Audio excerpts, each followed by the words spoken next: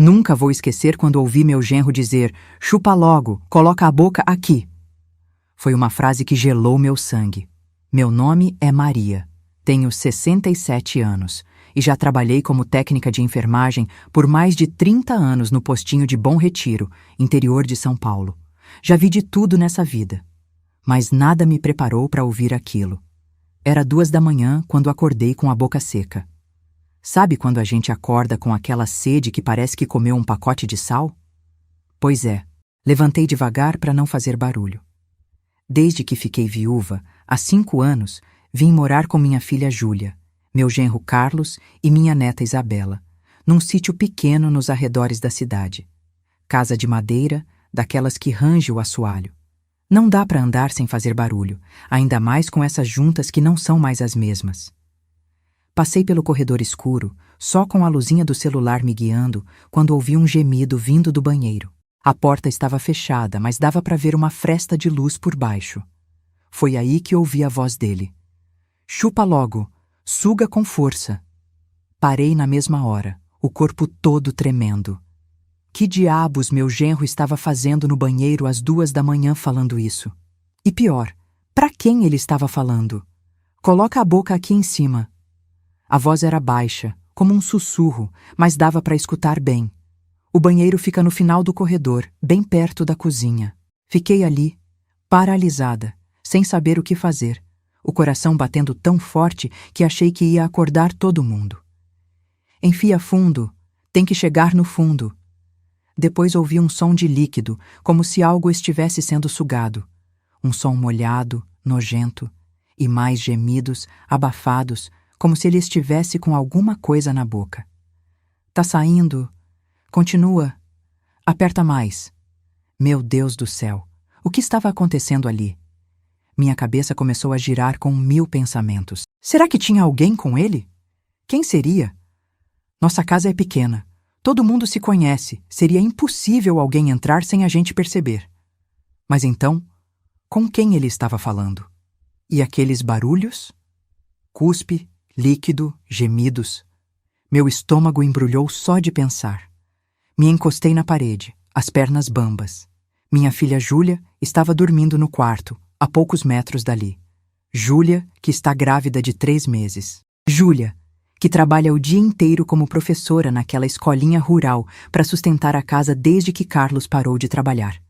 Júlia, minha filha que tanto amo, casada com um homem que agora eu não fazia ideia de quem era. Juro que pensei em bater na porta, confrontar ele ali mesmo, mas algo me segurou. E se eu estivesse enganada? E se não fosse o que eu estava pensando? Mas o que mais poderia ser, meu Deus? Limpa tudo. Não deixa nada.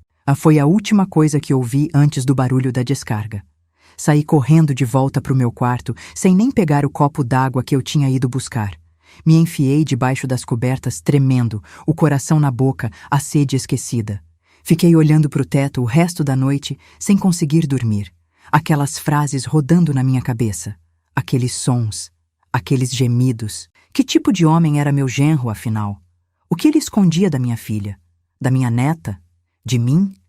Naquela noite, deitada na cama, com a cabeça a 1000, eu não sabia o que fazer. Só sabia uma coisa. Alguma coisa muito errada estava acontecendo debaixo do meu teto. E eu ia descobrir o que era. Por mim, por Júlia, pela minha neta e principalmente pela criança que estava por vir. Se você está chegando agora e não me conhece, já vou avisando. O que vou contar aqui não é uma história qualquer. É algo que mudou a vida da minha família para sempre. E que até hoje minha filha não sabe tudo o que aconteceu. Mas você vai saber. Se prepare, porque essa história é de revirar o estômago, no sentido literal da palavra. A manhã seguinte chegou e eu não tinha pregado o olho. Quando o galo cantou lá fora, já estava de pé. Nossa rotina no sítio começa cedo. Júlia acorda às 5h30 para preparar o café antes de ir para a escola onde dá aula. Isabela, minha neta de 12 anos, estuda na mesma escola que a mãe. E Carlos... Carlos costumava sair cedinho para trabalhar como caseiro em outras propriedades ou fazer bicos de pedreiro pela região, mas isso foi antes de ele machucar o pé, como ele dizia. Já fazia quase 2 meses que ele estava em casa, mancando, dizendo que tinha pisado num prego enferrujado e que estava melhorando devagar. 2 meses sem trazer dinheiro para casa. 2 meses de mudanças no comportamento dele. Quando entrei na cozinha, Júlia já estava lá, preparando o café. Minha filha é uma mulher bonita, de cabelos pretos compridos e um sorriso que ilumina o ambiente. Puxou ao pai, que Deus o tenha, mas naquela manhã, como em tantas outras ultimamente, o sorriso estava escondido, substituído por olheiras fundas e uma ruga de preocupação entre as sobrancelhas. "Bom dia, mãe", ela disse, colocando a água para ferver. "Dormiu bem?" "Mais ou menos", respondi, evitando olhar diretamente para ela. Como eu poderia contar o que tinha ouvido na madrugada? "E você, filha? Como está se sentindo? E o bebê?" Ela fez um carinho rápido na barriga, ainda quase imperceptível. "Estamos bem, só um enjoo de manhã normal." Ela baixou a voz. "Mãe, tô preocupada com o Carlos. Ele tá estranho. Ontem de novo não quis jantar com a gente. Disse que não estava com fome." Olhei pela janela da cozinha para o quintal onde as galinhas já ciscavam. Não sabia o que responder. Nesse momento, Carlos apareceu na porta da cozinha. Meu Deus, como ele estava diferente. Sempre foi um homem forte, daqueles de trabalhar o dia inteiro debaixo de sol e ainda chegar em casa com energia para brincar com a filha. Mas agora parecia um fantasma. Rosto pálido, olheiras fundas, suor na testa mesmo com a manhã ainda fresca. "Bom dia", ele murmurou, mancando até a mesa. O manco parecia pior. Muito pior que no dia anterior. "Carlos, você tá ardendo em febre!" Júlia exclamou, colocando a mão na testa dele. "Precisa ir no médico, amor." "Não é nada", ele respondeu ríspido, afastando a mão dela. "É só um resfriado. Vou tomar um chá e deitar um pouco." "Mas você tá assim há dias, e esse pé que não melhora. Já faz 2 meses." "Falei que não é nada", ele gritou, batendo na mesa. Depois se arrependeu, vendo o rosto assustado de Júlia. "Desculpa, amor. Só tô cansado. Essa dor no pé não me deixa dormir direito." Júlia engoliu em seco, segurando as lágrimas. Eu conhecia bem aquela expressão. Minha filha sempre foi forte, mas ultimamente parecia que carregava o mundo nas costas. Professora rural ganha uma mixaria, e com Carlos sem trabalhar, o dinheiro da minha aposentadoria era o que estava mantendo a casa. Isabela entrou na cozinha já vestida para a escola, a mochila nas costas. Ela olhou para o pai, depois para a mãe, e eu vi que ela também notava que algo estava errado. Criança percebe tudo, mesmo quando a gente acha que está escondendo bem. "Pai, você tá bem?" ela perguntou, hesitante. "Tô sim, princesa. Só um pouco cansado." Ela não pareceu convencida, mas não insistiu. Júlia apressou a filha com o café, e logo as duas saíram para a escola. O transporte escolar passava no final da estrada às 6h30 e elas voltariam só no fim da tarde. Carlos e eu ficamos sozinhos na casa. Assim que o carro se afastou, ele se levantou com dificuldade e mancou até o banheiro, sem dizer uma palavra. Fiquei na cozinha, lavando as xícaras do café, mas com a cabeça a mil. Lembrei de quando Carlos entrou na nossa família, há quase 15 anos. Foi num baile da igreja. Júlia tinha 23 anos, era professora recém-formada. Carlos trabalhava numa fazenda próxima, tinha vindo de Sorocaba tentar a vida no interior. Alto, forte, sorriso fácil. Foi amor à primeira vista. Casaram rápido, e menos de 1 ano depois veio Isabela. Carlos sempre foi um bom marido e um ótimo pai. Trabalhador, honesto, carinhoso.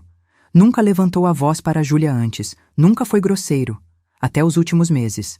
A mudança foi gradual, mas eu percebi. Primeiro, ele começou a mancar. Disse que tinha pisado num prego. Depois, parou de trabalhar, alegando que o pé não deixava. Começou a ficar em casa o dia todo, mas quase não ajudava nas tarefas. Ficava no quarto ou sumia para o banheiro por longos períodos. E então vieram os comportamentos estranhos. Ele começou a trancar a porta do banheiro, coisa que nunca tinha feito antes. Escondia toalhas sujas embrulhadas em sacos plásticos. Evitava ficar perto da gente, principalmente de Júlia. Não queria mais dormir na mesma cama que ela, dizendo que a dor no pé o fazia se revirar a noite toda e não queria atrapalhar o sono dela. Uma semana atrás, Júlia veio chorar no meu ombro. Mãe, acho que o Carlos não me quer mais, ela disse entre soluços. Ele não me toca, não me beija, mal olha para mim. Quando me aproximo, tenho a impressão de que ele se afasta. E agora, com essa gravidez, e se ele não quiser outro filho? Tentei acalmá-la. Disse que era só uma fase, que a dor estava deixando ele irritado. Mas, no fundo, eu também começava a suspeitar. E depois do que ouvi na madrugada, meus pensamentos estavam cada vez piores. O Carlos ficou no banheiro quase 1 hora. Quando saiu, estava ainda mais pálido. Passou pela cozinha sem me olhar e foi direto para o quarto dele e de Júlia, fechando a porta. Eu terminei de arrumar a cozinha, alimentei as galinhas, varri a casa. Trabalho doméstico ajuda a clarear a mente. Mas a minha não clareou, só piorou. As frases da madrugada não saíam da minha cabeça. Chupa logo, suga com força. Enfia fundo, tem que chegar no fundo. Tá saindo, continua, aperta mais. Ah, que diabos eram aqueles sons, aqueles gemidos, aqueles barulhos molhados? E quem estava com ele no banheiro se a casa estava vazia além de nós dois? A não ser que ele estivesse falando com alguém pelo celular. Uma chamada de vídeo, talvez? Será que meu genro estava traindo minha filha bem debaixo do meu nariz? Não, não podia ser. Carlos sempre foi correto, sempre amou Júlia. Mas as pessoas mudam, não é? O pé machucado, ele parado em casa, o estresse por não conseguir trabalhar. Será que ele tinha encontrado consolo nos braços de outra? Ou de outro? Fiquei o dia inteiro com a cabeça fervendo de suspeitas. Quando Júlia e Isabela voltaram da escola, tentei agir normalmente. Júlia preparou o jantar enquanto ajudava Isabela com a lição de casa. Carlos não saiu do quarto. Disse que não estava com fome. Naquela noite, depois que todos foram dormir, fiquei alerta. Precisava descobrir o que estava acontecendo. Se meu genro estava aprontando, eu ia pegar ele no flagra. Se fosse outra coisa, bem, eu também precisava saber. Pelo bem da minha filha. Pelo bem do bebê que estava a caminho. Pelo bem da nossa família. No dia seguinte, esperei todo mundo sair de casa e comecei minha investigação. Sei que parece coisa de novela, uma senhora de 67 anos bancando a detetive, mas quando se trata da felicidade da minha filha, faço qualquer coisa. O Carlos tinha ficado em casa de novo, trancado no quarto deles. Disse que estava com dor demais para levantar. Júlia saiu preocupada, querendo faltar no trabalho para cuidar dele, mas Carlos insistiu que ela fosse. Não podemos perder mais dinheiro, ele disse. Pelo menos nisso, ele tinha razão. Assim que o carro da escola sumiu na estrada, coloquei meu plano em ação. Comecei prestando atenção nos movimentos dele pela casa. Carlos achava que eu tinha ido alimentar as galinhas e cuidar da horta, como sempre fazia pela manhã, mas na verdade eu estava observando de longe. Vi quando ele saiu mancando do quarto, olhou em volta para ter certeza que estava sozinho e entrou rápido no banheiro. Trancou a porta como sempre. Depois de uns 15 minutos, ele saiu. Parecia ainda pior, suando frio. Voltou para o quarto arrastando a perna direita, quase sem apoiar o pé no chão. Fiquei escondida, até ter certeza que ele tinha se deitado. Então fui até o banheiro. O cheiro foi a primeira coisa que notei. Um cheiro forte de álcool, daqueles de farmácia, misturado com algo mais... algo que eu conhecia bem dos meus anos de enfermagem. Cheiro de ferida infeccionada. Olhei em volta. O banheiro parecia normal, limpo até. Mas Carlos tinha cometido um erro. Na pressa de voltar para o quarto, não tinha esvaziado a lixeira pequena ao lado da pia. Levantei a tampa e meu estômago revirou. Havia gases sujas embrulhadas num saco plástico, mas dava para ver o que tinha nelas. Pus, muito pus, com listras de sangue, e algo escuro nas bordas das gases que parecia ter sido morto. Meu Deus do céu! Isso não era um simples machucado, nem um prego enferrujado. Aquilo parecia uma infecção grave. Meus anos de enfermagem me diziam que era algo sério, muito sério. Recolhi o lixo com cuidado, usando um par de luvas de borracha que achei debaixo da pia. Coloquei tudo num saco maior e levei para fora, enterrando bem longe da casa. Não queria que Júlia ou Isabela encontrassem aquilo por acidente. Quando voltei, fui até a cozinha e fiquei pensando no que fazer. Confrontar Carlos? Contar para Júlia? Mas contar o quê, exatamente? Eu tinha algumas teorias, mas nenhuma certeza. E se fosse algo íntimo, algo vergonhoso? Talvez ele estivesse com algum problema que não queria compartilhar. Homens são assim, morrem de vergonha de falar de saúde. Decidi esperar mais um pouco, observar mais, pegar ele no flagra, talvez. Naquela noite, Júlia voltou da escola ainda mais preocupada. Mãe, o diretor me chamou hoje. Disse que se a situação financeira está difícil, eles podem me adiantar um pouco do salário. E você aceitou? Perguntei, enquanto descascava batatas para o jantar. Não. Quer dizer, falei que ia pensar. Já devo tanto favor para todo mundo. A conta de luz está atrasada, a do mercadinho também. Ela baixou a voz, olhando para o corredor para ter certeza que Carlos e Isabela não estavam ouvindo. Mãe, não sei mais o que fazer. Seu dinheiro da aposentadoria já foi todo nas compras do mês passado. E esse mês ainda tem o material que Isabela precisa para a escola. E os remédios do Carlos. Que remédios? Perguntei surpresa. Os antibióticos que ele comprou na farmácia, para a infecção do pé. Então ele estava tomando antibióticos? Por conta própria? Isso explicava o cheiro de farmácia no banheiro. Mas se ele sabia que estava com uma infecção, por que não ia ao médico? Quanto custou? R$ 280, ela respondeu, quase num sussurro. Era o que tinha sobrado da minha quinzena. Agora não sei como vamos chegar até o fim do mês. R$ 280. Era dinheiro demais para antibióticos comuns. O que exatamente Carlos estava tomando?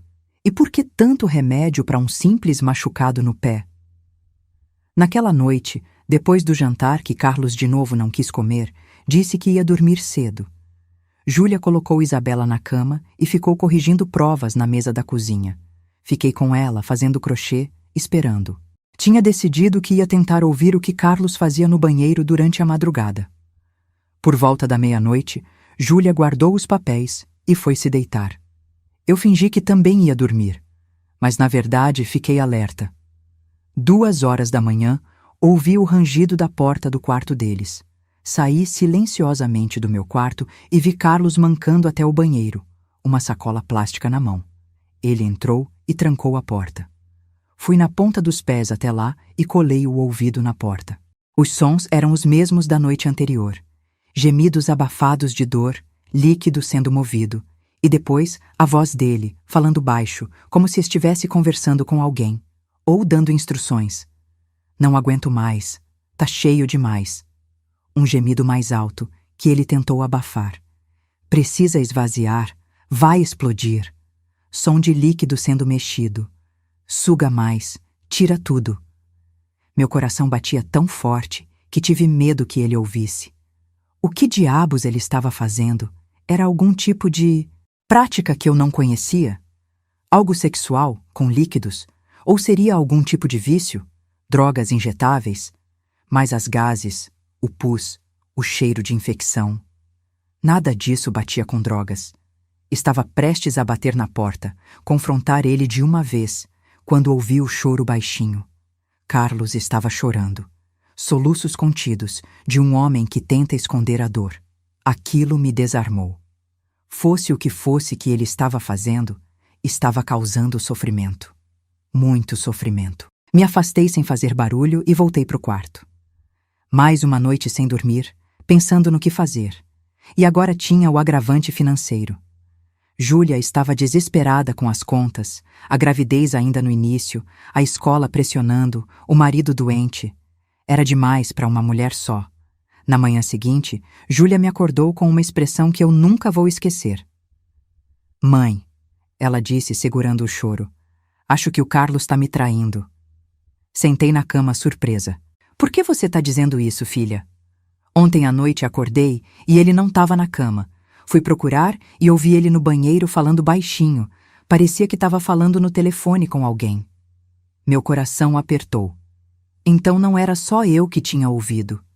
E o que ele dizia?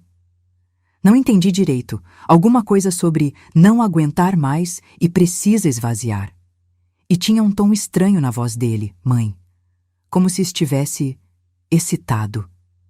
Júlia cobriu o rosto com as mãos e começou a chorar. Ele não me toca há mais de 2 meses. Diz que é por causa da dor no pé, diz que não consegue. Mas no banheiro, no meio da noite, parece outra pessoa. E agora tem o celular que ele esconde de mim. Trava com senha, nunca deixa por perto. O que mais pode ser, mãe? O que mais?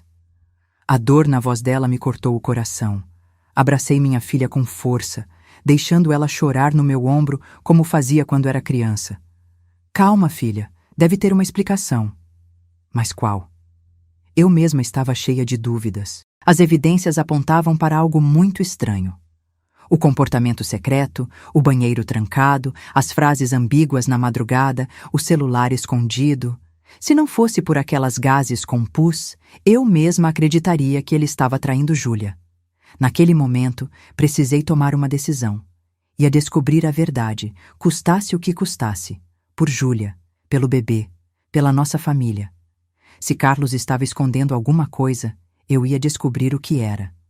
Mesmo se a verdade fosse pior do que imaginávamos. A oportunidade de descobrir a verdade apareceu mais rápido do que eu esperava.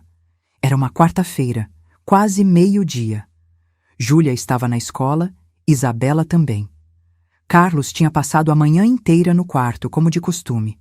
Eu estava na cozinha, preparando o almoço, pensando em toda aquela situação, quando senti uma dor aguda no estômago. Daquelas que a gente sabe que não é brincadeira, que vem para valer. Intestino preso nunca foi problema para mim, mas desde que toda essa história começou, meu corpo estava reagindo ao estresse. A dor aumentou e logo percebi que não ia ter jeito. Precisava ir ao banheiro urgente. Saí da cozinha quase correndo, a mão na barriga, sentindo que não ia aguentar muito tempo. Foi quando vi a porta do banheiro fechada e a luz acesa. Carlos estava lá dentro. Carlos! Chamei batendo na porta. Carlos, abre a porta. Tô precisando usar o banheiro agora. Silêncio. Depois a voz dele, baixa e tensa. Já tô saindo, Dona Maria. Só 1 minuto. Mas eu não tinha 1 minuto. A dor estava piorando e meu corpo avisava que era questão de segundos. Carlos, pelo amor de Deus, abre essa porta. É urgente. Espera mais um pouco. Tô terminando. A voz dele parecia desesperada. Dava para ouvir barulhos de embalagens sendo abertas, de coisas sendo mexidas com pressa, o que ele tanto escondia ali. Carlos, vou entrar. Não dá para esperar. Não. Mas já era tarde demais. Eu não podia esperar. E, para minha sorte, aquela fechadura estava frouxa há meses. Coisa que Carlos não sabia. Um empurrão mais forte e a porta cedeu. O que eu vi naquele momento vai ficar gravado na minha memória até o dia que eu morrer. Carlos estava sentado na tampa fechada do vaso sanitário. Tinha uma bacia grande no chão, com água e um líquido amarelado que reconheci na hora como solução antisséptica. O pé direito dele estava dentro da bacia. E o pé... Meu Deus do céu, o pé! Não era um simples machucado. Era uma ferida enorme, aberta, com pelo menos 8 centímetros de diâmetro. As bordas estavam escuras, necrosadas. No centro, uma cratera profunda, cheia de pus esverdeado. O cheiro era insuportável, uma mistura de carne podre com infecção. Na mão de Carlos, uma seringa grande, sem agulha, daquelas usadas para aplicar medicamentos orais em crianças. Ao redor dele, espalhados pelo chão do banheiro, havia gaze suja, algodão empapado de secreção, um vidro de álcool, ataduras velhas e algumas embalagens de remédios que eu não conseguia ler os nomes. Ele estava tentando drenar o pus da ferida com a seringa, sugando a infecção. Sozinho. No banheiro da nossa casa, sem nenhum cuidado de higiene ou técnica apropriada. Nossos olhos se encontraram. Os dele, cheios de vergonha e medo. Os meus, de horror e compreensão súbita. Tudo fazia sentido agora. As noites no banheiro, os gemidos de dor, As frases que eu tinha ouvido. Chupa logo, suga com força. Ele estava tentando sugar o pus com a seringa. Enfia fundo, tem que chegar no fundo. Ele precisava alcançar o fundo da ferida para drenar toda a infecção. Tá saindo? Continua. Aperta mais. O pus sendo retirado enquanto ele se contorcia de dor. Não era traição. Não era nada sexual. Não era drogas. Era algo muito pior. Um homem desesperado, tentando tratar sozinho uma ferida que claramente precisava de atenção médica urgente. Por um instante, esqueci completamente da minha própria emergência. O choque foi tão grande que meu corpo simplesmente parou de reclamar. Carlos, meu Deus do céu, o que é isso? Ele baixou a cabeça sem conseguir me olhar nos olhos. Suas mãos tremiam tanto que deixou cair a seringa na bacia, espirrando água suja no chão. Dona Maria, ele falou com a voz embargada. Pelo amor de Deus, não conta pra Júlia. Foi a única coisa que ele conseguiu dizer antes de começar a chorar. Um choro silencioso, de soluços contidos, o corpo todo tremendo. O choro de um homem que atingiu o fundo do poço. Me aproximei devagar, esquecendo totalmente da minha dor de barriga. Anos de enfermagem no posto de saúde me fizeram avaliar a situação clinicamente, apesar do choque. Aquilo não era um simples machucado infeccionado. Era uma úlcera profunda, provavelmente diabética, em estado avançado de infecção. O tipo de coisa que leva à amputação. Ou pior. Carlos, quanto tempo faz que você tá com isso? Ele enxugou as lágrimas com as costas da mão, tentando recuperar a compostura. Uns 3 meses. Começou pequeno, um machucado à toa.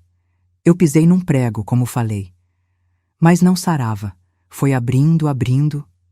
E por que você não foi ao médico? Uma ferida desse tamanho. Eu fui, no início, quando ainda era pequena. O médico do posto disse que podia ser uma complicação da diabetes. Pediu exames. Quando voltei com os resultados, ele olhou para o meu pé e falou que tinha piorado muito.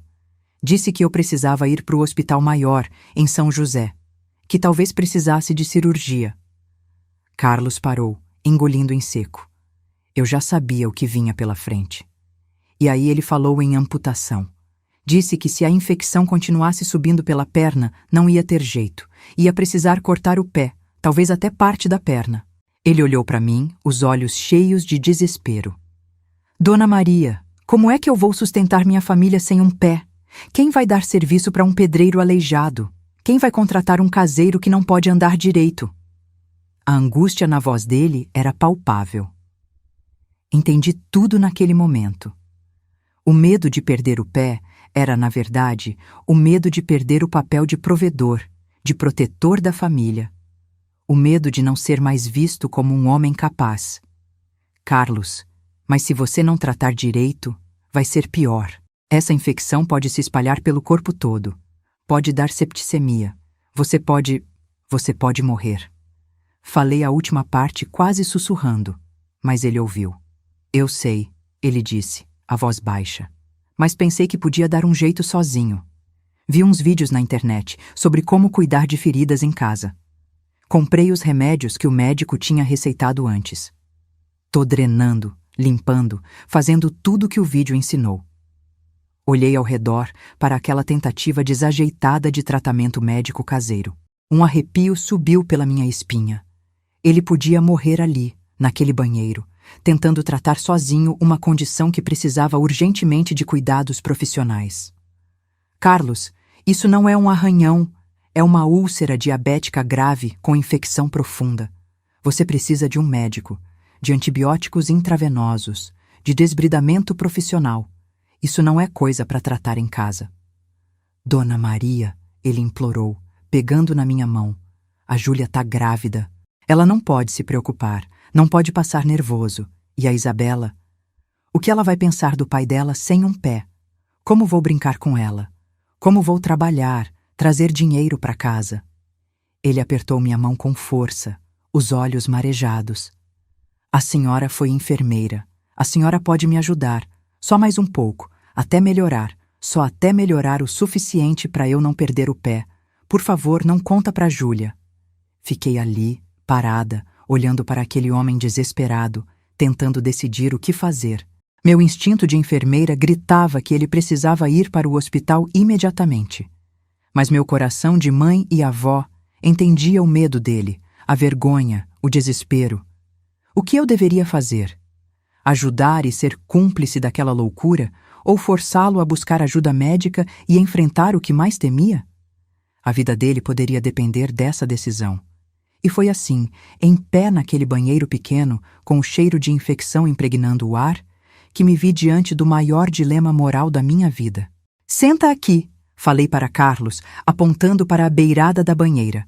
Vamos conversar direito. Ele obedeceu, tirando o pé da bacia com cuidado. A água estava turva, misturada com sangue e pus.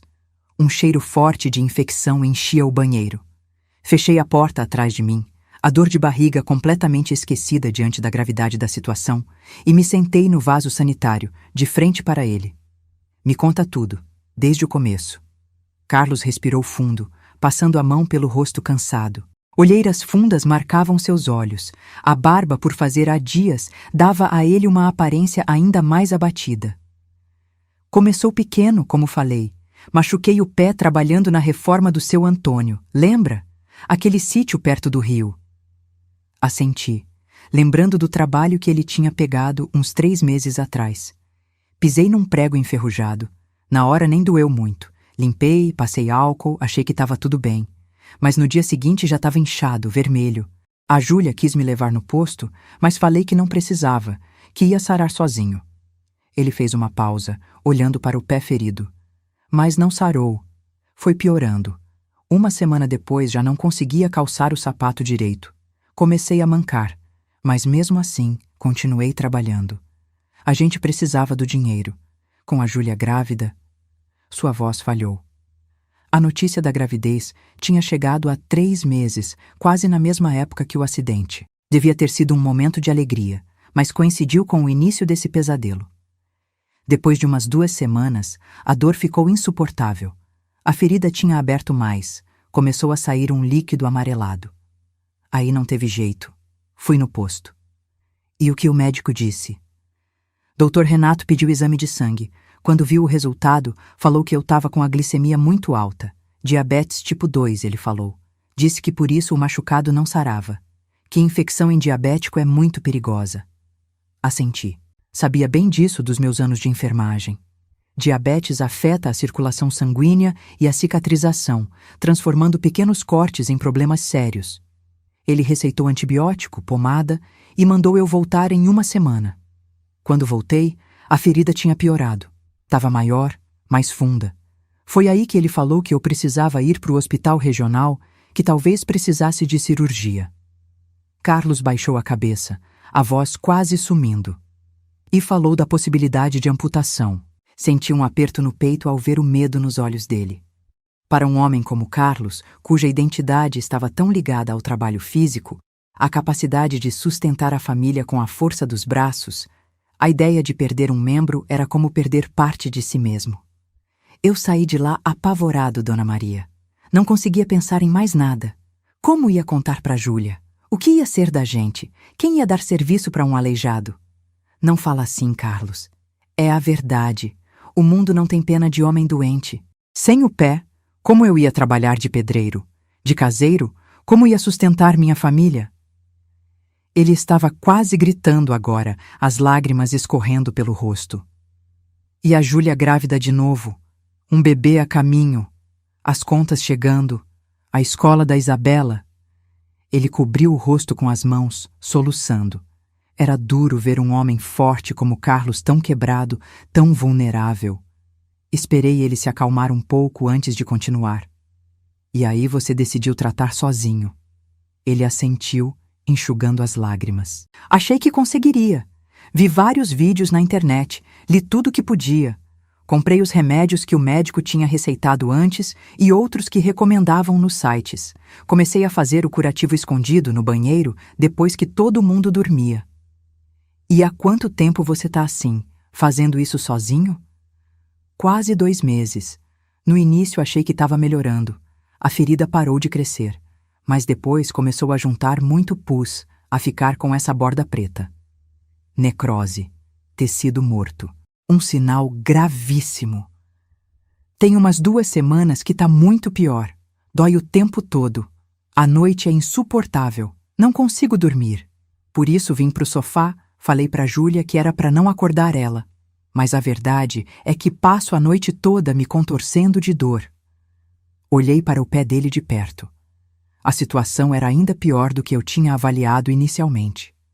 A ferida tinha pelo menos 8 centímetros de diâmetro, com bordas necrosadas e uma cratera profunda no centro, cheia de secreção purulenta.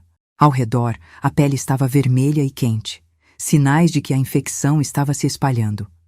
Carlos, isso tá muito sério. Você tá com risco de septicemia. Sabe o que é isso? Ele balançou a cabeça negativamente. É quando a infecção entra na corrente sanguínea e se espalha pelo corpo todo. Afeta os órgãos, pode causar falência múltipla, pode matar em questão de dias. Ele empalideceu ainda mais, se é que isso era possível. Eu tô morrendo, Dona Maria? A pergunta veio num fio de voz. Naquele momento, não vi mais o genro teimoso, o homem orgulhoso que arriscava a própria vida por vergonha. Vi um pai assustado, um marido desesperado, alguém que precisava desesperadamente de ajuda. Ainda não. Mas se continuar assim, tratando isso em casa, no banheiro, sem os cuidados certos, sim, você pode morrer, Carlos. Ele fechou os olhos, deixando escapar um gemido baixo. O que eu faço, Dona Maria? Me ajuda, pelo amor de Deus. Respirei fundo, pensando. A situação era crítica. Como enfermeira aposentada, eu sabia exatamente o quão grave era aquela ferida. Ele precisava de cuidados médicos especializados urgentemente. Desbridamento da necrose, antibióticos intravenosos potentes, talvez até cirurgia para remover o tecido morto. Mas eu também entendia o medo dele, o pavor de perder o pé, de não ser mais o provedor, de ser visto como menos homem pela esposa, pela filha, pela sociedade. Carlos, você precisa ir para o hospital. Essa ferida está muito infectada, muito profunda. Precisa de cuidados que não dá para ter em casa. Não posso, Dona Maria. Se eu for, eles vão cortar meu pé. Eu sei que vão. Você não sabe disso. Tem tratamentos modernos hoje em dia. Câmaras hiperbáricas, novas técnicas cirúrgicas. Se você for agora, as chances de salvar o pé ainda são boas. E se não forem? E se eu perder mesmo assim? Aí a gente lida com isso, juntos, em família, como deve ser. Ele balançou a cabeça teimoso. Me dá mais uma chance, Dona Maria. A senhora foi enfermeira, sabe como cuidar disso melhor que eu. Me ajuda, só mais uma semana. Se não melhorar, eu prometo que vou para o hospital. Olhei para aquele homem quebrado na minha frente. Sabia que estava errado aceitar aquela proposta. Como profissional de saúde, meu dever seria insistir que ele procurasse atendimento médico imediatamente. Mas como ser humano, como parte daquela família, eu entendia o desespero dele. Uma semana, Carlos, nem um dia a mais. E se piorar antes disso, a gente vai direto para o hospital, sem discussão. E vamos ter que contar para Júlia. Não, por favor, não conta para ela. Ela tá grávida, não pode passar nervoso. Carlos, ela já tá passando nervoso. Tá preocupada com você, com o dinheiro, com tudo. Tá achando até que você tá traindo ela. Traindo? Como assim? Ela te ouviu no banheiro de madrugada. Achou que você estava falando no telefone com outra pessoa. As frases que você diz quando tá drenando a ferida soam estranhas para quem não sabe o contexto. Ele ficou em silêncio por um momento, processando aquela informação. Eu nunca trairia a Júlia, ele finalmente disse, a voz firme pela primeira vez naquela conversa. Ela é tudo para mim. Ela e a Isabela. E o bebê que tá vindo. Tudo que tô fazendo é para proteger eles. Então, me deixa ajudar você. Mas temos que contar para Júlia, Carlos. Ela é adulta, é forte, vai entender. Ele pensou por um longo momento, depois suspirou, derrotado. Tá bom. A senhora pode ajudar, mas por favor, me dá uns dias antes de contar para Júlia. Deixa eu melhorar um pouco primeiro, para ela não se desesperar quando ver. Não era o ideal, mas era um começo. Ele finalmente estava aceitando ajuda. Combinado. Agora vamos limpar isso direito, e você vai me dizer exatamente quais remédios tá tomando. E assim, naquele pequeno banheiro que cheirava a infecção e medo, selamos um pacto. Um pacto de cuidado, de cumplicidade, de esperança. Um pacto que, sem que soubéssemos naquele momento, colocaria à prova não apenas a saúde de Carlos, mas os laços da nossa família inteira. Depois daquele dia, começamos nossa rotina secreta de tratamentos. Eu sabia que estava arriscando muito, tanto a vida dele quanto minha relação com minha filha, caso ela descobrisse que estávamos escondendo algo tão sério.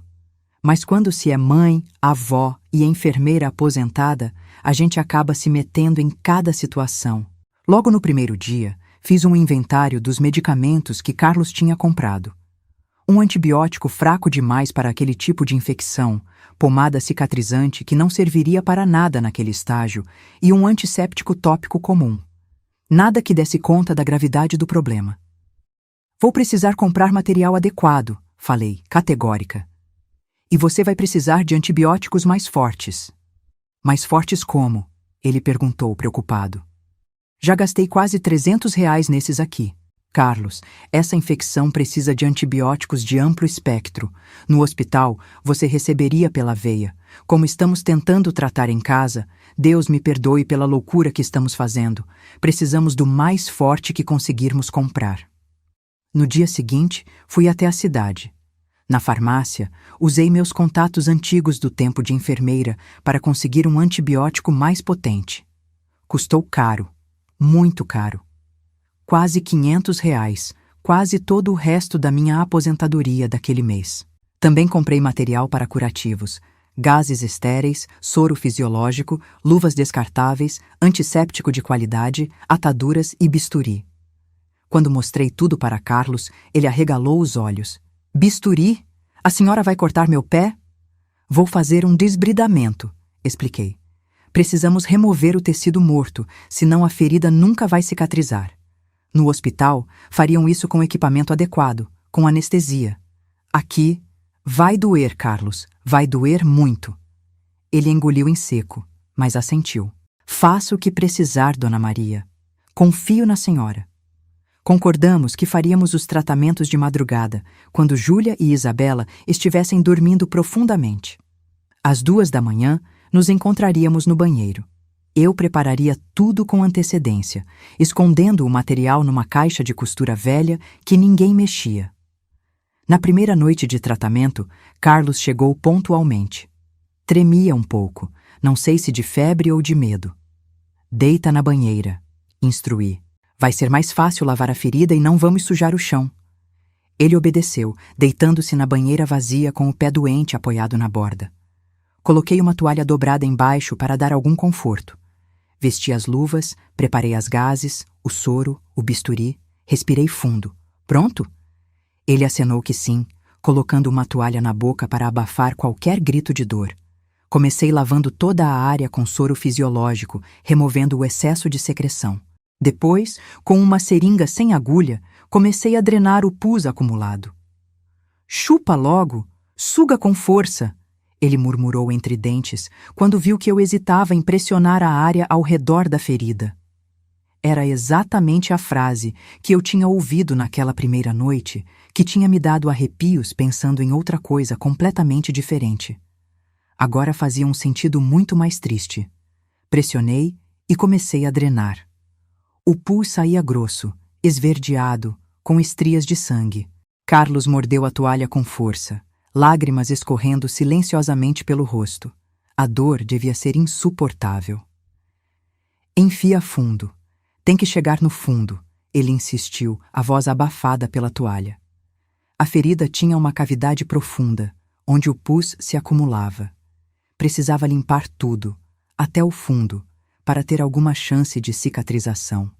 Mais uma vez, as palavras que tinham soado tão suspeitas agora eram apenas instruções desesperadas de um homem tentando salvar o próprio pé.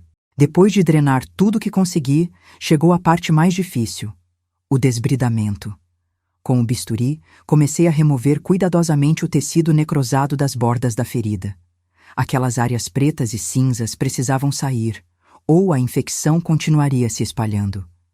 Carlos gemia, o corpo todo tenso de dor. Tentei ser o mais gentil possível, mas não havia como fazer aquilo sem causar sofrimento. Tá saindo. Continua. Aperta mais, ele sussurrou quando comecei a remover uma área particularmente difícil. Era como se estivéssemos desenvolvendo um código próprio, frases curtas que ele repetia para me guiar, enquanto lutava para não gritar de dor. As mesmas frases que tinham me levado a pensar o pior dele. Depois de quase 1 hora de procedimento, terminei o curativo. Limpei tudo com antisséptico, apliquei uma pomada antibiótica e cobri com gases estéreis. Carlos estava exausto, pálido, suando frio. Dei a ele um analgésico forte e ajudei-o a voltar para o quarto. A Júlia não vai perceber? Perguntei preocupada, vendo o estado dele. Vou dizer que é a dor do pé que não deixa eu dormir. Ele respondeu, fraco. Não é mentira. Aquela primeira sessão estabeleceu nossa rotina para os dias seguintes. Cada madrugada, às 2 em ponto, nos encontrávamos no banheiro para o ritual de limpeza, drenagem e curativo. O antibiótico que comprei era para ser tomado de 8 em 8 horas. Instrui Carlos a tomar nos horários certos, escondendo os comprimidos num frasco antigo de vitaminas para não levantar suspeitas. No 3º dia, notei uma pequena melhora. A quantidade de pus tinha diminuído um pouco, e uma pequena área na borda da ferida começava a mostrar sinais de cicatrização.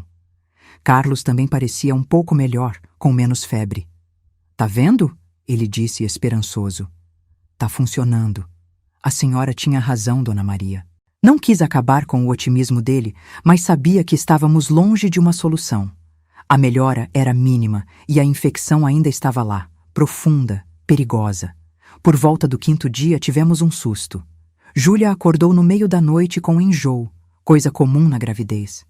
Carlos estava no banheiro comigo, a ferida exposta na banheira, quando ouvimos os passos dela no corredor. Mãe? Ela chamou, batendo de leve na porta. Tá aí? Fiquei paralisada. Carlos me olhou em pânico. Tô sim, filha, consegui responder, tentando manter a voz natural. Tô com dor de barriga. Acho que foi aquela comida que sobrou de ontem. Posso entrar? Também não tô legal. Acho que vou vomitar. Meu coração quase parou. Carlos cobriu rapidamente o pé com uma toalha, escondendo a ferida e todo o material de curativo. Já tô saindo, filha. 1 minutinho só. Tem um balde debaixo da pia da cozinha se precisar. Ouvi ela se afastar, murmurando algo. Terminei o curativo com pressa, ajudei Carlos a sair e voltar para o quarto sem fazer barulho. Limpei tudo que pude, escondi o material e saí, encontrando Júlia sentada na cozinha com o balde no colo. Desculpa, mãe, ela disse, pálida. Os enjoos voltaram com tudo. Normal na gravidez, filha. Quer um chá? Enquanto cuidava dela, meu coração ainda batia acelerado. Por pouco, por muito pouco, não tínhamos sido descobertos. Aquele foi apenas o primeiro de vários sustos. Uma noite, Isabela teve um pesadelo e saiu do quarto, quase nos pegando no banheiro. Outra vez, o vizinho apareceu de madrugada pedindo ajuda com uma vaca que estava parindo e bateu na janela da cozinha bem na hora que estávamos no meio do curativo. A tensão constante me desgastava. A cada dia que passava, gastávamos mais material, mais medicamentos. Minha aposentadoria estava acabando, e eu não sabia como compraria mais antibióticos quando aqueles terminassem. E apesar da pequena melhora inicial, percebi que a ferida não estava progredindo como deveria. O antibiótico ajudava a controlar a infecção superficial, mas não estava alcançando a infecção mais profunda. Carlos continuava com febre baixa quase constante, sinal de que seu corpo ainda lutava contra as bactérias. No 7º dia de tratamento, quando terminamos o curativo, olhei seriamente para ele. Carlos, precisamos levar você ao hospital. Isso não está funcionando como deveria. Mas melhorou um pouco, ele argumentou, apontando para uma pequena área que começava a cicatrizar. Melhorou na superfície, mas a infecção profunda continua. Esse antibiótico oral não é suficiente. Você precisa de medicação intravenosa, de cuidados que não posso dar aqui, no banheiro da sua casa. Ele baixou a cabeça e vi que, no fundo, ele sabia que eu estava certa. Mas o medo da amputação ainda era maior que o medo da morte. Só mais uns dias, Dona Maria. Por favor, tá melhorando? Eu sinto que tá. Deixa eu tentar mais um pouco. Contra todo o meu bom senso, contra todo o meu treinamento médico, concordei. Mas sabia, no fundo, que estávamos entrando numa aposta cada vez mais perigosa. Uma aposta que poderia custar a vida do meu genro. A terceira semana de tratamento começou com um sinal claro de que estávamos perdendo a batalha. Durante o curativo da madrugada de domingo para segunda, notei que a pequena melhora que tínhamos conseguido tinha desaparecido. A ferida estava novamente cheia de secreção, e pior, uma linha vermelha subia do tornozelo de Carlos em direção à panturrilha. Sinal clássico de infecção se espalhando pelo sistema linfático. Muito perigoso. Carlos, isso não tá bom, falei, apontando para a linha vermelha. A infecção tá subindo pela perna. Ele olhou preocupado. Mesmo para alguém sem conhecimento médico, aquela linha vermelha era um sinal óbvio de perigo. O que isso significa? Significa que as bactérias estão entrando na circulação. É o que falei antes. Começo de septicemia. Tomei a temperatura dele com um termômetro que tinha comprado escondido. 38,5 degraus. Febre baixa, mas constante. Outro sinal de alerta. Carlos, não tem mais como adiar. Você precisa ir para o hospital amanhã mesmo. Isso tá muito sério. Ele fechou os olhos, respirando fundo, como se tentasse controlar uma onda de pânico. Só mais uma semana, Dona Maria. Por favor. Não tem mais uma semana. Você pode não ter mais uma semana. Minha voz saiu mais alta do que pretendia e rapidamente baixamos o tom com medo de acordar alguém. Eu prometo que vou, mas não amanhã. Deixa eu organizar as coisas, preparar a Júlia, a Isabela. Carlos, a gente já adiou demais. Olha para sua perna, tá piorando a cada dia. O antibiótico não tá dando conta. Ele não respondeu de imediato, mas vi nos olhos dele que ele sabia que eu estava certa. Mesmo assim, o medo da amputação ainda falava mais alto. Era como se ele preferisse arriscar a vida a perder o pé. Só até quarta-feira, ele finalmente disse. Me dá até quarta. Depois eu vou, eu juro. Queria bater o pé e dizer não. Queria colocá-lo no carro à força e levar para o hospital naquele exato momento. Mas não podia. Ele era um adulto, não podia obrigá-lo. E ainda tinha toda a situação com Júlia, que continuava no escuro sobre a gravidade da situação do marido. Quarta-feira. Nem mais um dia, Carlos. Ele assentiu e continuamos o curativo.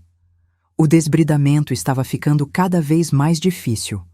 O tecido morto voltava com mais rapidez e a quantidade de pus parecia não diminuir, não importava quantas vezes drenássemos. Na manhã seguinte, segunda-feira, Júlia me pegou de surpresa quando estava saindo para a escola. Mãe, preciso falar com a senhora. Seu tom era sério, quase acusatório. Meu coração acelerou na mesma hora. Será que ela tinha descoberto? Claro, filha. O que foi? Cadê o dinheiro da sua aposentadoria? A pergunta me pegou desprevenida. Júlia nunca tinha sido de questionar como eu gastava meu dinheiro. Como assim? Mãe, a aposentadoria da senhora caiu semana passada. A gente tinha combinado que metade ia para as contas da casa, lembra? A conta de luz está vencida, o mercadinho está cobrando o fiado. Eu fui olhar na sua gaveta, onde a senhora sempre guarda o dinheiro, e não tinha nada lá. Senti o rosto esquentar. Estava tão preocupada com o pé de Carlos que tinha esquecido completamente das contas da casa. Todo o meu dinheiro tinha ido para antibióticos, materiais de curativo, analgésicos. Eu gastei, filha. Gastou? Com o quê? Ela me olhava incrédula. Em mais de 5 anos morando juntas, eu nunca tinha gastado meu dinheiro sem avisar, sem cumprir nossa combinação familiar. Tive umas despesas pessoais. Despesas pessoais? Quase R$ 2.000 em despesas pessoais? Júlia colocou as mãos na cintura, os olhos cheios de desconfiança. Mãe, A senhora está escondendo alguma coisa de mim. O que está acontecendo? É com a sua saúde? A senhora está doente e não quer me contar? Por um momento, considerei aceitar aquela desculpa. Seria mais fácil dizer que estava com algum problema de saúde, que precisava de remédios caros. Mas não podia mentir assim para minha filha. Não, filha, minha saúde está boa. Então o que é? A senhora nunca foi de gastar dinheiro à toa. Pressionada contra a parede, quase contei tudo. Quase falei da ferida de Carlos, do tratamento secreto, do perigo que ele corria. Mas tinha prometido a ele que esperaria até quarta-feira. Ele queria contar do jeito dele, preparar Júlia para o choque. Não foi à toa, filha. Tive despesas importantes. Depois te explico melhor. Foi com o Carlos, não foi? A senhora está dando dinheiro para o Carlos. A acusação saiu como um tiro, cheia de mágoa e raiva. Júlia tinha lágrimas nos olhos agora. Filha, não precisa explicar, mãe. Eu vi os dois cochichando. As saídas misteriosas. O Carlos melhorando de humor depois de conversar com a senhora. Ele tá pegando seu dinheiro, não tá? Pra quê? Pra beber? Pra jogar? Não é nada disso, Júlia. O Carlos nunca foi de beber ou jogar, você sabe. Então pra quê? Para quê, mãe? Ela estava gritando agora, as lágrimas escorrendo livremente. Nesse momento, Carlos apareceu na porta da cozinha, mancando mais do que nunca, o rosto pálido e suado. O que está acontecendo aqui? Por que vocês estão gritando? Júlia se virou para ele furiosa. Você está pegando o dinheiro da minha mãe, não tá? Pra quê, Carlos? Me fala, o que está acontecendo nessa casa que eu não sei? Carlos olhou para mim, depois para Júlia, a expressão derrotada. Júlia, eu posso explicar. Então explica, porque eu tô grávida, trabalhando o dia todo, preocupada com as contas, com a escola da Isabela, e descubro que meu marido tá pegando dinheiro escondido da minha mãe. Antes que Carlos pudesse responder, Isabela apareceu, assustada com a gritaria. Mãe, pai, o que tá acontecendo? O clima na cozinha era de tensão absoluta. Júlia, vermelha de raiva. Carlos, pálido e doente. Eu, dividida entre a lealdade ao genro e o amor à filha. E Isabela, no meio de tudo, com os olhos arregalados de medo. Nada, filha. Júlia finalmente respondeu, controlando a voz. Só uma discussão de adulto. Vamos, tá na hora da escola. Ela pegou a bolsa, lançou um último olhar acusador para nós dois e saiu, levando Isabela pela mão. Assim que a porta fechou, Carlos desabou numa cadeira, exausto. Tá tudo desmoronando, Dona Maria. A Júlia tá desconfiada, o dinheiro acabou e meu pé só piora. Era verdade. Tudo estava vindo abaixo. O pacto de silêncio que tínhamos feito só tinha complicado mais as coisas. Júlia agora achava que o marido estava roubando dinheiro da sogra para alguma atividade escusa. A verdade, que ele estava morrendo por causa de uma infecção não tratada adequadamente, de certa forma era ainda pior. Carlos, não dá mais para esconder. Temos que contar para Júlia. Hoje. Ele assentiu, derrotado. E temos que levar você para o hospital. Não dá para esperar até quarta. Olha seu estado. Ele realmente parecia pior a cada hora. A febre não baixava, mesmo com os analgésicos. O suor era constante e ele mal conseguia ficar em pé. Sinais claros de infecção sistêmica se espalhando. Eu sei, Dona Maria. Eu sei. Sua voz estava fraca, resignada. Finalmente, o medo da morte tinha superado o medo da amputação. Quando a Júlia voltar da escola, vamos contar tudo. E depois vamos direto para o hospital em São José, sem mais demora. Ele concordou, e ajudei-o a voltar para a cama. Estava tão fraco que mal conseguia andar mesmo com apoio. Enquanto ele descansava, sentei na cozinha tentando pensar no que diríamos a Júlia. Como explicaríamos que tínhamos escondido algo tão sério por tanto tempo? Como ela reagiria, sabendo que o marido estava correndo risco de vida e a própria mãe tinha sido cúmplice no silêncio? A manhã se arrastou. Lá pelo meio-dia, fui checar Carlos e o encontrei dormindo, mas inquieto, murmurando coisas sem sentido. Quando toquei sua testa, quase recuei de susto. Estava queimando de febre. Peguei o termômetro, 39,8 degrees Celsius. A situação era crítica, septicemia avançando. Não podíamos mais esperar Júlia voltar.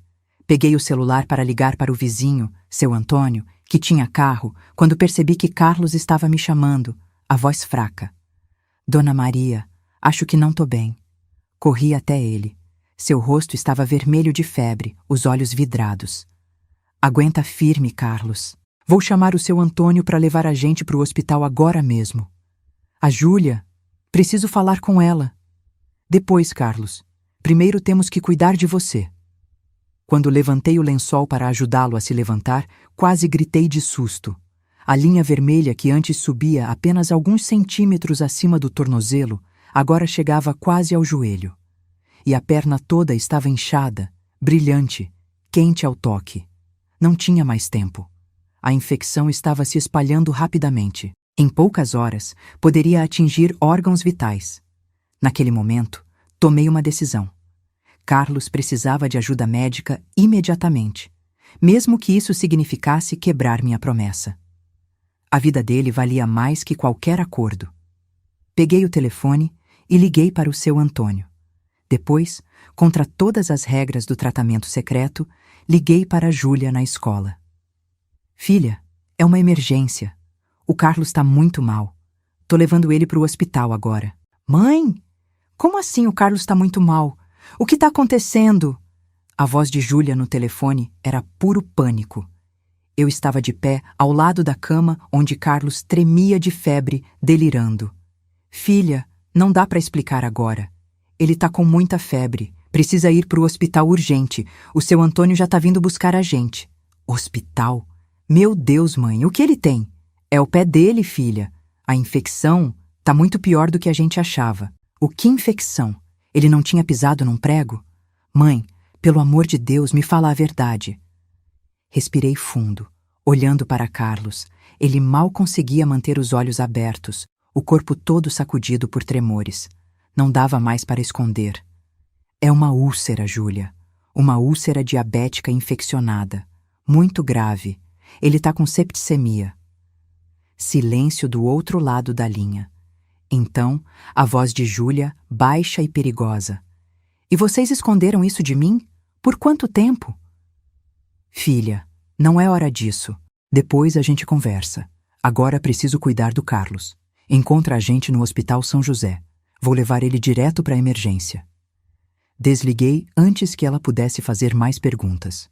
Me sentia horrível por dar a notícia assim, pelo telefone, depois de semanas escondendo a verdade. Mas não havia tempo para delicadezas. Carlos precisava de ajuda médica imediatamente. Seu Antônio chegou 10 minutos depois, dirigindo a velha caminhonete que usava para transportar produtos da roça. Ajudei Carlos a se vestir. Ou melhor, vesti ele quase sozinha, pois ele mal conseguia ficar em pé. Dona Maria, ele murmurou, a voz entrecortada pelos tremores. Promete que vai explicar tudo para Júlia? Que eu só escondi porque não queria preocupar ela? Prometo, Carlos. Agora vamos, não temos tempo. Com a ajuda de seu Antônio, carregamos Carlos até a caminhonete. Ele pesava menos do que há algumas semanas, a doença consumindo suas forças. Coloquei uma almofada debaixo do pé ferido, tentando mantê-lo elevado. A virada vermelha agora passava do joelho, subindo pela coxa. Nunca tinha visto uma infecção se espalhar tão rápido. Ô, comadre, o que aconteceu com o rapaz? Seu Antônio perguntou, enquanto dirigia a toda velocidade pela estrada de terra que ligava nosso sítio à rodovia principal. Infecção grave, compadre.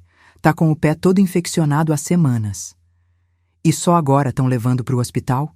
Pelo estado dele, seu Antônio não completou a frase, mas entendi o que ele queria dizer. Pelo estado de Carlos, talvez fosse tarde demais. A viagem até São José levou quase 1 hora. 1 hora de pura agonia, vendo Carlos piorar a cada minuto. A febre subia e ele alternava entre momentos de clareza e delírio. Numa dessas, agarrou meu braço com força surpreendente. Dona Maria, se eu não voltar, cuida da Júlia e das crianças para mim. Diz para elas que eu tentei, que eu queria ser forte. Para com isso, Carlos. Você vai voltar sim. Vai ficar bom e ver seu filho nascer. Mas nem eu acreditava totalmente nas minhas palavras. O estado dele era crítico. Anos trabalhando como técnica de enfermagem me deram um bom olho clínico, e tudo o que via me dizia que Carlos estava à beira de um choque séptico. Quando finalmente chegamos ao Hospital São José, seu Antônio parou a caminhonete direto na entrada da emergência. Saltei e corri para dentro, gritando por ajuda. Por favor, meu genro tá muito mal. Infecção grave, septicemia. 2 enfermeiros vieram correndo com uma maca. Ajudaram a retirar Carlos da caminhonete e o levaram para dentro. Corri atrás, explicando rapidamente a situação para o médico de plantão que apareceu. Úlcera diabética no pé direito, infectada há quase 3 meses. Tentamos tratar em casa, mas a infecção se espalhou. Ele está com quase 40 graus de febre e a linha de infecção já passou do joelho. O médico, um homem de meia idade com olheiras de cansaço, me olhou como se eu fosse louca. Trataram em casa? Uma úlcera diabética infectada? Senhora, isso é extremamente perigoso. Eu sei, doutor. Sou técnica de enfermagem aposentada. Ele não queria vir. Tinha medo de perder o pé. Se continuar assim, ele vai perder muito mais que o pé. O médico respondeu sério, enquanto examinava rapidamente Carlos. Enfermeira, prepare para acesso venoso, coleta de sangue para cultura e hemograma, e antibiótico de amplo espectro intravenoso. Vamos precisar do cirurgião vascular com urgência. Fiquei parada no canto da sala de emergência, vendo a equipe trabalhar. Era estranho estar do outro lado agora, como familiar, não como profissional, sentindo toda a impotência, todo o medo. E, acima de tudo, a culpa esmagadora por ter permitido que chegasse a esse ponto. Quando retiraram o curativo improvisado que tínhamos feito e expuseram a ferida, ouvi a enfermeira prender a respiração. Mesmo o médico, que certamente já tinha visto de tudo em sua carreira, franziu a testa. Meu Deus, isso está muito avançado. Temos que drenar e desbridar imediatamente. E iniciar antibióticos potentes. Afastaram-me enquanto trabalhavam, colocando acesso venoso, injetando medicamentos, retirando sangue para exames, medindo os sinais vitais. Carlos estava consciente, mas confuso, olhando em volta sem parecer entender completamente onde estava ou o que acontecia. Foi nesse momento que Júlia chegou. Ela entrou na emergência como um furacão, o rosto vermelho de tanto chorar, os cabelos despenteados de quem saiu correndo sem se preocupar com a aparência. Carlos. Ela correu até a maca, mas uma enfermeira a impediu de se aproximar muito. Senhora, por favor, estamos tratando dele, precisa dar espaço. É meu marido. O que aconteceu com ele? O que é isso no pé dele? Júlia tinha visto a ferida exposta e seu rosto empalideceu. Aproximei-me e a abracei, tentando afastá-la um pouco da cena. Filha, vem cá, deixa eles trabalharem.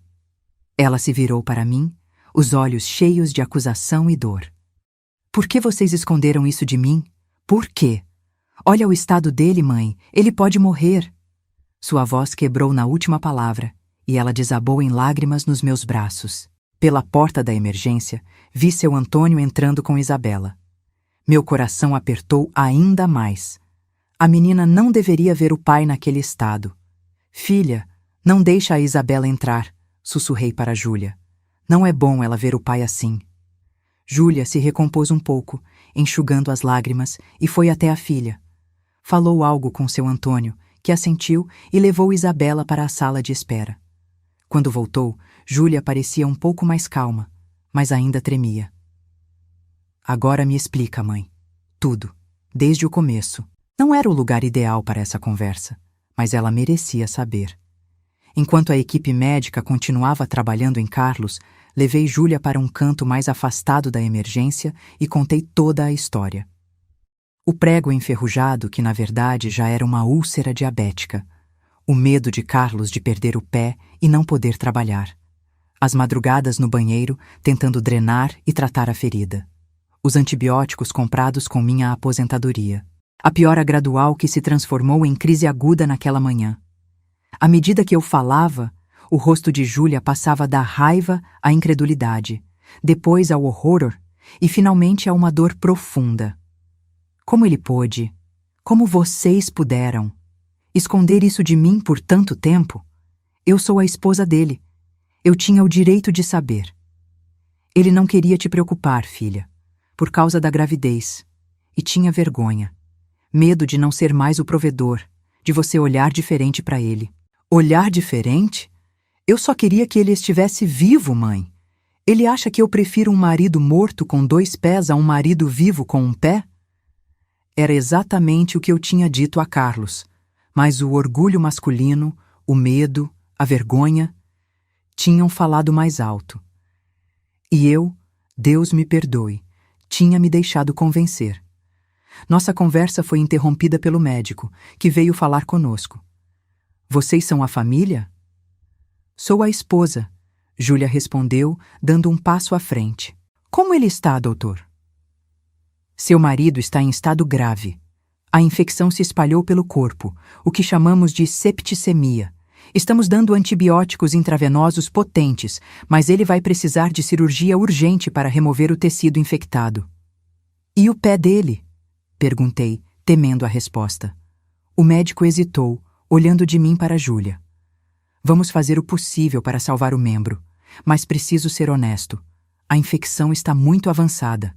Se não conseguirmos controlá-la rapidamente, uma amputação pode ser necessária para salvar a vida dele. Júlia soltou um soluço abafado. Eu a abracei, sentindo-a tremer contra meu peito. Mais um dia, talvez 2, e seria tarde demais. O médico continuou sério. A infecção já chegou à corrente sanguínea. Se tivessem esperado mais, ele poderia não ter sobrevivido. Aquelas palavras caíram como um peso sobre nós. Um dia a mais. Se tivéssemos insistido em esperar até quarta-feira, como Carlos queria, estamos preparando ele para a cirurgia agora, o médico concluiu. A senhora pode vê-lo rapidamente antes, se quiser. Júlia assentiu, enxugando as lágrimas. Seguia até a maca onde Carlos estava sendo preparado para a cirurgia. Ele parecia um pouco mais lúcido, o soro e os primeiros medicamentos já fazendo efeito. Quando viu Júlia, seus olhos se encheram de lágrimas. Me perdoa, ele sussurrou. Não queria te preocupar. Júlia pegou a mão dele, apertando com força. Seu bobo. Como você pôde pensar que eu me importaria mais com seu pé do que com sua vida? Eu só queria ser o homem forte que você merece. Você é forte, Carlos. Forte e teimoso demais para o seu próprio bem. Eles se olharam por um momento, um entendimento silencioso passando entre eles. Então, a equipe médica veio para levar Carlos para a cirurgia. Te amo, ele murmurou para Júlia enquanto o afastavam. Também te amo. E você vai sair dessa. Nós 2, os 3, a família toda. A gente precisa de você. Enquanto a maca desaparecia pelas portas duplas da sala de cirurgia, Júlia se voltou para mim, o rosto marcado por lágrimas, mas com uma determinação renovada. Ele vai ficar bem, mãe. Tem que ficar. Nosso bebê precisa conhecer o pai. Abracei minha filha com força, rezando silenciosamente para que ela estivesse certa, e jurando que, se Carlos sobrevivesse, nunca mais guardaríamos segredos uns dos outros. Nunca mais. A sala de espera do hospital se tornou nosso lar pelas próximas horas. Júlia sentada na ponta da cadeira de plástico dura, olhos fixos na porta por onde passariam as notícias sobre Carlos. Eu, ao lado dela, segurando sua mão, sentindo cada tremor, cada suspiro de ansiedade. Seu Antônio tinha levado Isabela para a casa de uma vizinha que tinha filhos da mesma idade. Achamos melhor assim. A menina estava assustada demais, e nenhuma de nós tinha condições de dar a atenção que ela precisava naquele momento. As horas se arrastavam. 1, 2, 3 horas de cirurgia. Quanto mais demorava, mais nos preocupávamos. O que estavam fazendo com ele lá dentro? Salvando o pé? Amputando? Lutando para salvar sua vida? Foi durante essa espera interminável que a tempestade finalmente caiu sobre mim. Júlia, que tinha estado quieta, absorvendo tudo, finalmente se virou para mim, com os olhos cheios de mágoa. Como a senhora pôde esconder isso de mim, mãe? Sua voz era baixa, contida, mas carregada de dor. Não havia acusação gritada, o que de certa forma era pior. Era uma pergunta genuína, de uma filha que não entendia como sua própria mãe poderia traí-la dessa maneira. Ele me pediu, filha, respondi, sentindo o peso de cada palavra. Todos os dias, ele implorava para não contar. Dizia que você não podia se preocupar por causa da gravidez. E a senhora obedeceu? Colocou a vida dele em risco por causa de um pedido absurdo? Balancei a cabeça, sem saber como explicar. Como justificar o injustificável? Tentei convencer ele todos os dias a ir para o hospital, juro que tentei, mas ele tinha tanto medo de perder o pé, de não poder trabalhar, de você olhar diferente para ele. Deveria ter me contado, ela finalmente explodiu, lágrimas escorrendo pelo rosto. Sou sua filha, sou a esposa dele, tinha o direito de saber. Algumas pessoas na sala de espera olharam em nossa direção, mas logo desviaram o olhar, respeitando nossa dor privada. Nos hospitais, cenas como essa são comuns demais. Você tem razão, admiti, sentindo meus próprios olhos se encherem de lágrimas. Devia ter contado desde o início. Mas você não viu como ele estava, filha. O desespero nos olhos dele, o medo. Achei que podia ajudar, que minha experiência como enfermeira seria suficiente. A senhora foi técnica de enfermagem por 30 anos. Devia saber melhor que ninguém que aquilo precisava de hospital. E sabia. Mas também sou mãe, sou avó, sou sogra. Às vezes a gente não toma as decisões com a cabeça, mas com o coração. Júlia respirou fundo, tentando se acalmar. Mãe, ele podia ter morrido. O médico disse que mais um dia e talvez fosse tarde demais. A senhora entende isso? Mais um dia, e meu filho nunca conheceria o pai. Isabela cresceria sem pai. Eu ficaria viúva. Tudo porque vocês foram teimosos demais para pedir ajuda. Cada palavra era uma facada, porque era verdade. Tínhamos brincado com a vida de Carlos por causa de um orgulho tolo, de um medo irracional, de um pacto de silêncio que quase custou tudo. Me desculpa, filha, de verdade. Achei que estava fazendo o certo, protegendo vocês dois. Mas estava errada. Júlia ficou em silêncio por um longo momento, depois pegou minha mão. Ele acha que eu ligaria para o pé dele? Que eu o amaria menos? Que tipo de pessoa ele pensa que eu sou? Não é isso, filha. Não é sobre você. É sobre ele. Sobre como ele se vê. Como homem, como marido, como pai. Mas é tão bobo. Tão masculino, completei. Homens são assim. Principalmente os bons homens, os que levam a sério o papel de provedor, de protetor. Carlos não queria ser um fardo. Não queria que você tivesse que cuidar dele, sustentar a casa sozinha. Preferiu arriscar a vida a ser visto como fraco. Júlia balançou a cabeça, inconformada. E você, mãe? Por que escondeu de mim? Não confia em mim? Acha que sou fraca demais para lidar com a verdade? A pergunta me pegou de surpresa. Não tinha pensado nisso desse ângulo. Claro que confio, filha. E sei que você é forte. Mais forte do que eu até. Mas quando ele implorou, com lágrimas nos olhos, você escolheu a lealdade a ele em vez de a mim. Aquilo doeu, porque de certa forma era verdade. Não foi uma escolha assim, tão simples. Achei que estava protegendo vocês dois, mas me enganei. E quase perdi meu genro por causa disso. O silêncio voltou a cair entre nós. Lá fora, a noite já tinha chegado. O relógio da recepção marcava quase 5 horas desde que Carlos tinha entrado na cirurgia. Filha, comecei hesitante. Preciso te contar uma coisa. Sobre as noites no banheiro. Júlia me olhou curiosa. O que tem? Expliquei sobre os sons que ela e eu tínhamos ouvido. As frases de duplo sentido, os gemidos, os barulhos molhados. Quando você ouviu ele no banheiro, falando sobre não aguentar mais e precisa esvaziar, ele não estava falando com outra pessoa. Estava drenando o pus da ferida, sozinho, com uma seringa. E depois, Quando comecei a ajudar, era comigo que ele falava. Júlia ficou boquiaberta, as peças finalmente se encaixando. Então, quando pensei que vocês estavam... Era isso. Tratamento médico caseiro, no meio da noite, para que você não descobrisse. Por um momento, pensei que Júlia fosse ficar ainda mais brava. Mas então, para minha surpresa, ela começou a rir. Um riso nervoso, quase histérico, que logo se transformou em soluços. Meu Deus! Cheguei a pensar que ele estava me traindo, que estava falando obscenidades com outra pessoa no telefone. E era só ele tentando salvar o pé. De um jeito completamente errado, teimoso e perigoso, mas por amor a você e às crianças. Ela balançou a cabeça, enxugando as lágrimas que agora eram um misto de riso e choro. Ele é um idiota teimoso e orgulhoso. É sim, mas é seu idiota. Nesse momento, as portas duplas se abriram e o médico apareceu. Automaticamente nos levantamos, corações disparados, preparadas para qualquer notícia. Família do Carlos? Somos nós, respondemos em uníssono. A cirurgia terminou. Foi difícil, mas conseguimos controlar a infecção. E o pé dele?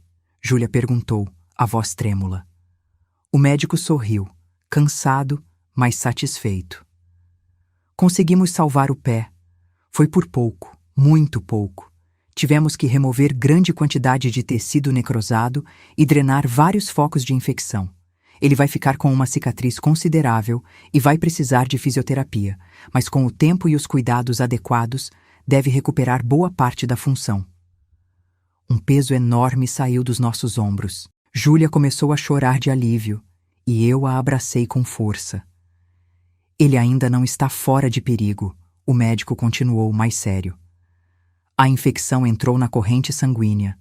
Vamos mantê-lo com antibióticos intravenosos potentes por vários dias.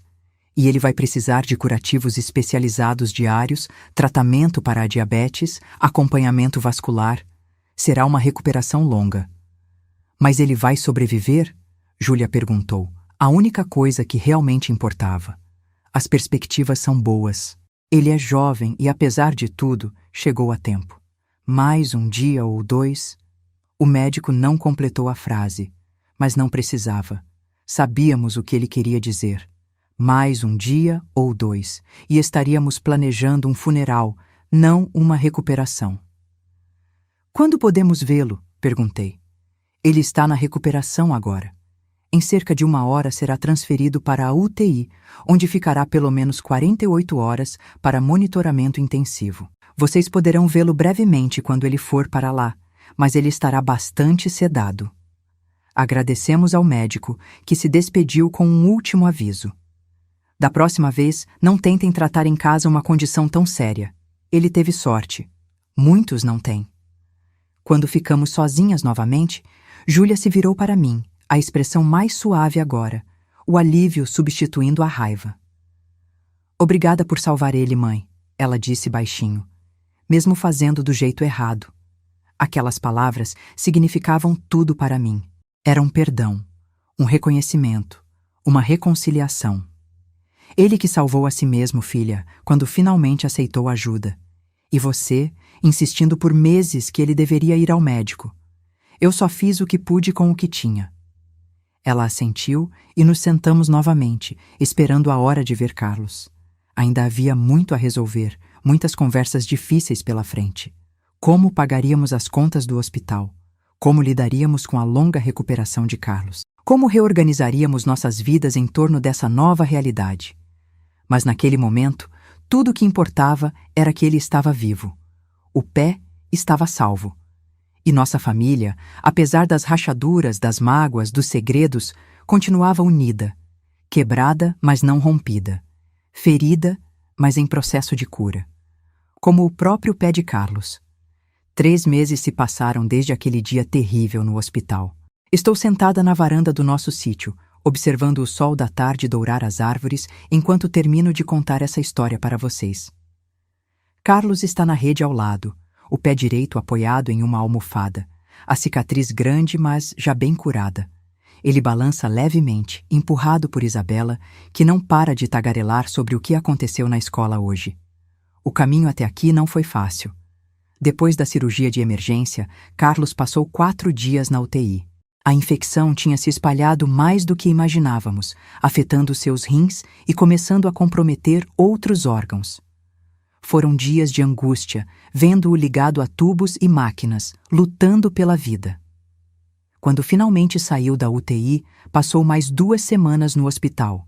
Antibióticos potentes pela veia, curativos especializados feitos por enfermeiros treinados, não por uma sogra bem-intencionada, mas imprudente no banheiro da casa, e o início de um tratamento adequado para a diabetes que ele nem sabia que tinha até o pé começar a dar problemas.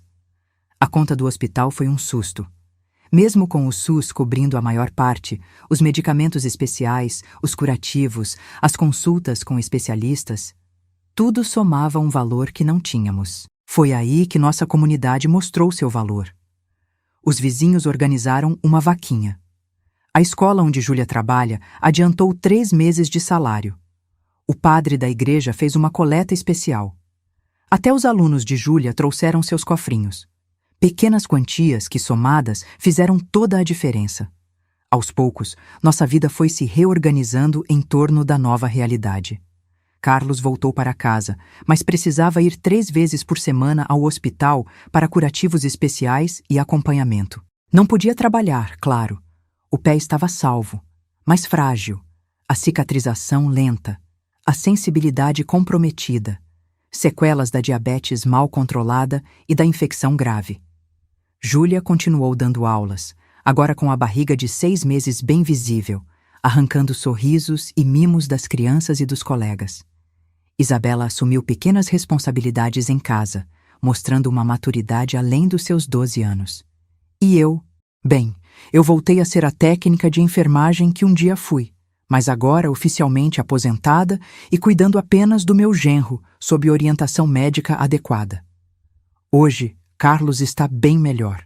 Consegue andar pequenas distâncias sozinho, apoiado em uma bengala. A ferida, que um dia foi uma cratera de 8 centímetros cheia de infecção, agora é uma cicatriz rosada que vai diminuindo a cada semana. Os médicos dizem que em mais 3 ou 4 meses ele poderá voltar a trabalhar, embora não mais como pedreiro ou em serviços pesados. Terá que encontrar algo mais leve, que não exija ficar muito tempo em pé ou caminhar longas distâncias. Mas o mais importante é que ele está vivo. Quando olho para trás, para aquela noite em que ouvi "chupa logo, coloca a boca aqui", vindo do banheiro, e penso em tudo que veio depois, percebo como a vida pode mudar em um instante. Como uma pequena decisão, esconder um problema médico por vergonha ou medo, pode desencadear consequências tão graves. Aquela noite mudou tudo para a nossa família. Pensei que era uma coisa, era outra completamente diferente. Mas o importante é que quase perdemos o Carlos. E por quê? Por causa de orgulho, de vergonha, de medo de parecer fraco. O Carlos de hoje é diferente. A experiência de quase morrer, de quase perder o pé, de colocar a família em risco, mudou algo fundamental dentro dele. Hoje ele fala abertamente sobre sua condição. Compartilha sua história com outros homens no posto de saúde, especialmente os mais velhos, os mais teimosos, os que também evitam médicos até que seja tarde demais. Homem tem que cuidar da saúde também, ele diz para quem quiser ouvir. Não é fraqueza ir ao médico. Fraqueza é deixar sua família sozinha porque você foi teimoso demais para pedir ajuda. Júlia e eu também fizemos as pazes. Foram necessárias muitas conversas, muitas lágrimas para reconstruir a confiança que foi abalada por aquelas semanas de segredo. Mas o amor de mãe e filha é forte demais para se quebrar por um erro, mesmo um tão grave. "Obrigada por salvar ele, mãe", ela me disse um dia, já com a barriga enorme de 8 meses. "Mesmo fazendo do jeito errado, você fez o melhor que pôde para proteger a gente." E foi nesse espírito de perdão e compreensão que recebemos, há 2 semanas, o mais novo membro da nossa família, Gabriel, um menino forte e saudável de 3,5 quilos, que veio ao mundo berrando como se quisesse anunciar para todos que estava aqui, que era parte de nós, que nossa família estava completa novamente. Ver Carlos segurando o filho pela primeira vez, as lágrimas escorrendo sem vergonha pelo seu rosto, foi um dos momentos mais bonitos da minha vida. Ali estava um homem que quase perdemos por causa de um orgulho tolo, agora transformado pela experiência, mais sábio, mais aberto, mais consciente de que força verdadeira não está em esconder fraquezas, mas em enfrentá-las com coragem. Hoje, sentada nesta varanda, observando minha família, Júlia amamentando o pequeno Gabriel, Carlos balançando na rede com o pé cicatrizado, Isabela brincando no quintal, sinto que preciso compartilhar o que aprendi com toda essa experiência, porque talvez, só talvez, nossa história possa ajudar outras famílias a não cometerem os mesmos erros. Aprendi que orgulho masculino pode matar, que aquela ideia antiga de que homem não chora, homem não sente dor, homem tem que ser forte sempre, é uma mentira que ceifa vidas todos os dias. Quantos homens por aí estão escondendo doenças, ignorando sintomas, recusando ajuda por medo de parecerem fracos? Quantos Carlos estão por aí sofrendo em silêncio, arriscando tudo porque foram ensinados que ser vulnerável é ser menos homem? Aprendi que pedir ajuda não é fraqueza, é coragem. É preciso mais força para admitir que não podemos resolver tudo sozinhos do que para seguir fingindo que está tudo bem quando não está. Carlos achou que estava protegendo a família ao esconder seu problema. Na verdade, estava arriscando deixá-la desamparada para sempre. Aprendi que família existe para isso mesmo, para segurar a gente quando a gente cai, para apoiar nas horas difíceis, para dizer as verdades que precisamos ouvir, mesmo quando doem. Júlia nunca teria amado menos o marido por ele estar doente, por precisar de um tratamento sério, por talvez perder o pé. Pelo contrário, teria e teve ainda mais admiração por ele quando finalmente aceitou ajuda. Aprendi que, às vezes, o que parece uma coisa é outra completamente diferente. Aquelas frases de duplo sentido no banheiro que me fizeram pensar o pior do meu genro eram, na verdade, o som de um homem desesperado tentando salvar a própria vida do jeito errado. A vida é cheia dessas falsas impressões, desses mal-entendidos. Por isso é tão importante conversar, perguntar, esclarecer, em vez de assumir o pior e guardar mágoas em silêncio. E aprendi, acima de tudo, que não existem segredos saudáveis em uma família, que a comunicação aberta, honesta, mesmo sobre assuntos difíceis, é o único caminho para construir relações verdadeiras e duradouras. O pacto de silêncio que fizemos, Carlos e eu, achando que estávamos protegendo Júlia, quase custou uma vida. Quase destruiu nossa família. Hoje, 3 meses depois daquele dia terrível no hospital, nossa família está mais forte, mais unida, mais sábia. Carlos está se recuperando, lentamente, mas com segurança. Júlia está radiante com o novo bebê. Isabela está mais responsável, mais compreensiva. E eu... Bem, eu estou aqui, contando essa história para vocês, na esperança de que algum homem teimoso, alguma esposa preocupada, alguma família em silêncio possa aprender com nossos erros. Até hoje minha filha não sabe de tudo o que eu ouvi naquelas madrugadas no banheiro. Todas as frases, todos os gemidos, todos os sons que me fizeram pensar o pior. E nem precisa saber. Algumas coisas são melhor esquecidas, enterradas no passado junto com os medos e as dúvidas que um dia nos consumiram. O importante é que estamos aqui. Todos nós, juntos, vivos, aprendendo e crescendo a cada dia. E vocês, de onde estão me ouvindo? Deixem nos comentários. E lembrem aos homens da sua vida, cuidem da saúde. Não esperem até ser tarde demais. Sua família precisa de vocês inteiros, com um pé, com 2, com todas as imperfeições e fraquezas que fazem de nós humanos. O verdadeiro amor não se abala com cicatrizes. Pelo contrário, são elas que provam que sobrevivemos às nossas batalhas.